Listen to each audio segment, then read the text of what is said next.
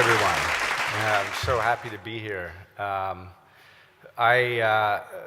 The origins of our name Plasticity actually come from Sydney. We launched this event in Rio at the Earth Summit, in Rio plus 20 Earth Summit.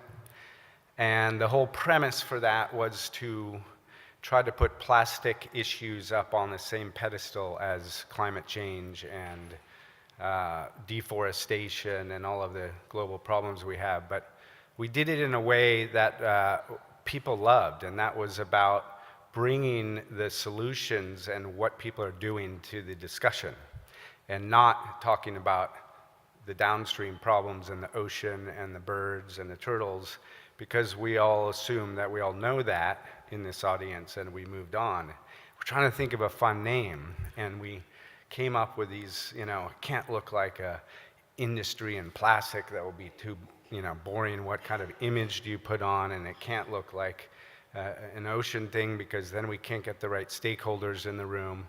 And the name came out was Plastic City. And we thought, Plastic City, that's kind of an interesting one, because plastic is in the world that we all touch, we all use it. We all live in cities or in places where there's people. And then we thought, well, that doesn't really sound that great. But plasticity sounded pretty cool. And plasticity is about the resilience and bounce and ability to change and move. And that is where we got our name and our logo. And our people have still said that logo is awesome, because it's colorful, it's interesting, it's a bit old-fashioned. You've got a record label there, and people realize that in a flip-flop. But what we're really talking about today is all of the solutions that all of you know about and are bringing, and how we as a group can move ahead and scale this stuff. Because a lot of these things already exist, but they're not getting into the market the way that we need them to solve some of the problems. So just to set a little bit of a stage, and hopefully I'm not taking this away from a few speakers in the following me, but how much does the world make of trash? If you look at this, kind of looks like a seahorse, but it's a map of Japan. The municipal solid waste that we make around the world would cover Japan in 10 meters deep of trash every year. That's almost as high as this ceiling. And there's not many countries around the world today that can handle that. And if we look into the future a little bit, and you believe population growth expectations, and you believe that we're going to be consuming more, and that we're going to be having a bit more wealth, and we're going to have new products and new packaging, and people are worried about climate change, so they're lightweighting, and therefore a lot of that material is becoming plastic, we now have growing, and all of you are awakened to this, probably one of the biggest challenges in the world today, which is plastic in its afterlife. And how are we recovering it and getting it back into a valuable material that it was in its first life? And so if you go into the population projections and you look what the municipal solid waste is going to be in 20 or 30 years, we're talking about Spain, Japan, and New Zealand being covered in 10 meters of waste. And there's not a lot of places that are able and even ready, and I would argue even planning for this to happen. And the biggest challenge in this piece is the plastic part. Now, of course, in 20 or 30 years, a lot of the solutions, probably some of which are going to come out today, will be a lot bigger, they're going to be scaled, and they're going to solve some of this problem. And this is where the opportunity is. If 90% of the world's plastic today is not being recycled, that's a huge opportunity in whichever way you want to cut it and capture it and put it into something new. Does anyone know what this chart represents? First question of the day. Looks a bit like the carbon graph in the early days when Al Gore was out telling the story about how the carbon has grown with population, and how we need to cut down the size of that with solar, wind, hydro, nuclear, geothermal. Well, in fact, what this is a replica, in a way, of that. It's the growth in plastic. use and consumption over the last decades. This year, by the way, is the 50th anniversary of the famous Graduate movie with Dustin Hoffman, where he won an Academy Award. And his friend said, the future is plastic. Just one word. Yes, sir. Are you listening? Yes, I am. Plastics.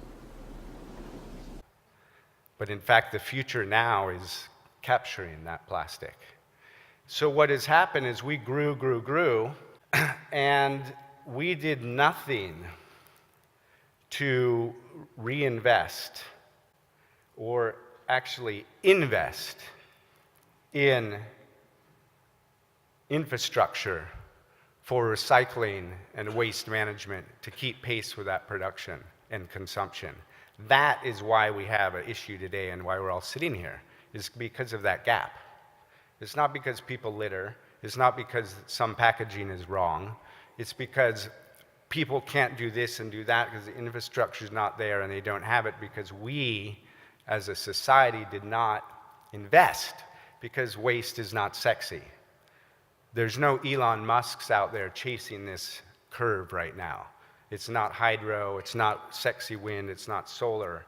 And this is the gap that we need to all solve to help try to fix. So if you look at unsound disposal per capita in the countries, what you see is the rich countries, they could pay for the dump trucks and the garbage trucks and they can do the curbside pickups. But what about everyone else? They don't have the infrastructure. Their governments and their municipalities somehow aren't spending that money to go pick up the stuff. And then we end up exporting our things to 80 countries and, in a way, carpet bombing all these countries that said, well, it's recyclable. It might be recyclable here where you put investment in that location so you can grab it, but it's not recyclable there because they don't have the grinder and the shredder and the machine to get it even up the value chain to export it to the next place. This is the challenge, and this is the opportunity.